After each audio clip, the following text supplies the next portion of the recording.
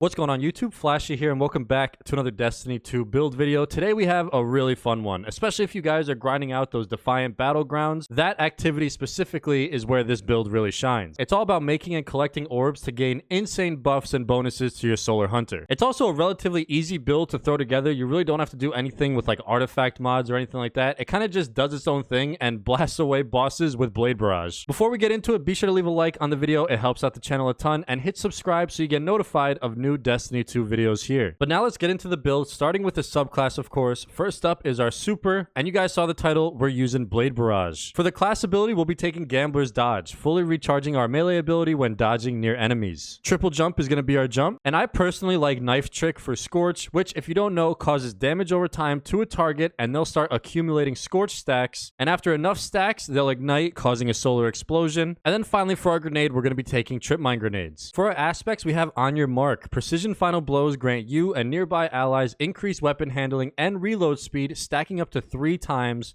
but also activating your dodge immediately grants full stacks of On Your Mark buffs. And the second aspect is going to be Knock 'em Down, which gives us enhanced supers, more specifically making our Blade Barrage launch more projectiles. Now moving down to the fragments, the ones we chose do provide some intrinsic benefits, but it's mostly just for stat bonuses. Again, this build is really all about just launching Blade Barrage as much as possible, and nothing else matters. So just getting overall stat bonuses from the fragments is pretty good, especially if maybe you don't have the best armor stat rolls on your hunter yet. But the ones that we're going to be taking are going to be Ember of Beams. Your solar super projectiles have stronger target acquisition, and it's also going to be giving us plus 10 intellect. Ember of Mercy, reviving allies grants restoration, which heals you, and picking up a fire sprite also grants restoration, and this gives us a plus 10 to resilience. Ember of Eruption, your solar ignitions have increased area of effect, and we get plus 10 to strength. Next up, Ember of Combustion. Final blows with a solar super causes targets to ignite and creates a fire sprite, and we also get plus 10 strength. And then finally, Ember of Blistering, defeating targets with solar ignitions grants grenade energy. So we have our subclass all set, but before we get into the weapons and the armor, it's important to look at the seasonal mods we can use that will bring some parts of this build together. And the only ones that really matter are authorized mods Void, which discounts Void weapon armor mods, and the same for the authorized mods Grenade. This is going to discount them from 3 energy down to 1. Shatter Orbs is important because it'll create an orb of power when breaking an enemy's shield with a matching damage type, and this is why we use Void weapons in Battlegrounds, because pretty much everything has a Void shield. Next up, grab Volatile Flow. Picking up an orb of power grants volatile rounds. And the last one that you want to focus on is Bricks from Beyond. Defeating powerful enemies with Void creates heavy ammo for you and your teammates. So now that we have our subclass all set and the seasonal mods, it's time to look at the weapons I use, and I usually spend a bit more time on weapons, but if you watch any of the Void build videos I've put out over the last few weeks,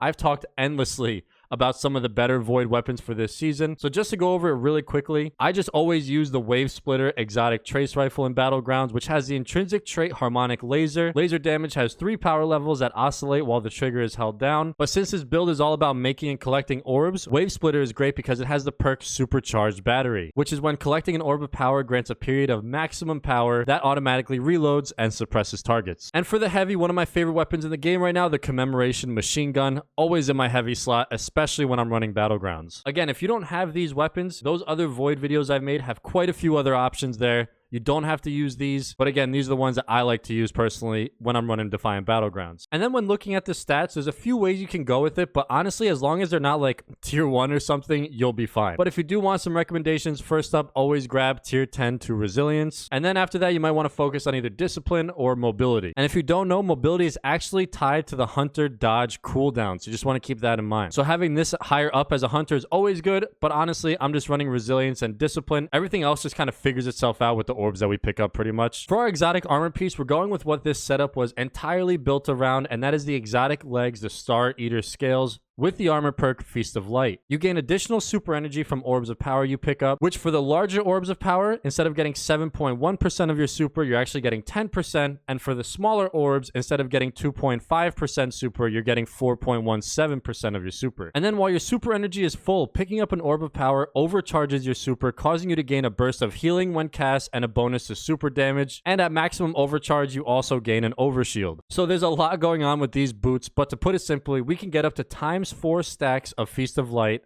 Each orb we pick up after our super is full grants 1 stack. When we cast our super, it'll do an increased damage, and at 4 stacks, it's an additional 70% super damage. So always make sure you're using your Blade Barrage only when you see ×4 Feast of Light to get the most out of it. You'll also get restored health when casting your super and a 16-second overshield when you're at 4 stacks. But now to take a look at the armor mods we'll be using. On the helmet, we're going to grab 1 copy of Ashes to Assets, giving us bonus super energy on grenade kills. A Void Siphon, Rapid Void Weapon Final Blows creates an Orb of Power. This pairs really nicely with Shatter Orbs. So now on multi-kills and Void Shield breaks, we're making multiple Orbs of Power. And finally, Dynamo. Reduces super cooldown when using your dodge near targets. For the gauntlets, we'll go 1 copy of Firepower. Your grenade final blows create Orbs of Power. Focusing Strike grants class ability energy when you cause damage with a melee attack. And Bolstering Detonation grants class ability energy when you cause damage with a grenade. For the chest armor, nothing crazy here, just double copies of Void Reserves for more ammo. And then just a resistance. Honestly, you can choose any of these. All of these are really, really good depending on what activity you're running. On the legs, we're going to take 1 copy of Insulation, reduces class ability cooldown each time you pick up an Orb of Power. Void Holster is going to gradually reload our stowed Void weapons over time. And Recuperation replenishes health each time you pick up an Orb of Power. Honestly, I gotta say, I never really used Recuperation much, but man, it is so good, especially in an Orb picking up focus build. And finally, for the class item, Distribution reduces all ability cooldowns when using your dodge near targets. And Bomber reduces grenade cooldown when using your class ability. So overall, picking up orbs is giving us tons of different cooldowns and regen bonuses, giving us super energy and healing us. Our dodge is really good because it automatically replenishes our melee from the gambler's dodge, but it also reduces our super cooldown when we use it near enemies. You're going to be making hundreds of orbs each time you load into Battlegrounds, and you'll be using your super non-stop throughout the entire run. Such a fun build when you kind of just want to go crazy with Blade Barrage and have some fun in Battlegrounds or even other PvE activities. As long as you're making orbs with a siphon or shield break, you're going to be having a blast with this one. I hope you guys enjoyed this video. Let me know down in the comments if you decide to try this out and tell me what you think. If you're interested in the appearance customization I use for this build, that's on screen now if you want to screenshot it. And I'll also leave the dim link in the description for you guys. Thank you so much for watching. To keep up to date with myself and the channel, be sure to follow me over on Twitter, hit that subscribe button, and I'll see you all in the next one.